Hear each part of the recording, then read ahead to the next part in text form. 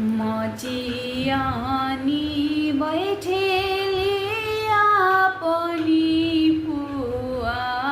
दिव गोहारावेली मचियानी बैठेलिया पनि पुआ दिव गोहारावेली जनी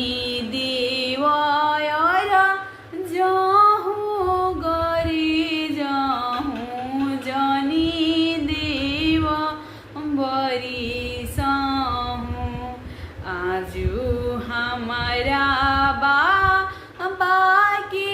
जगी ह भतीजावा के मुड़नी आजू हमारा नैहर में जगी ह भतीजावा के लड़की कहीं रहेली सब बस इहे प्रार्थना करेली सब कि हमार नैहर सलामत रहो। जनी देवयर जाहूँ गर जाहूँ जनी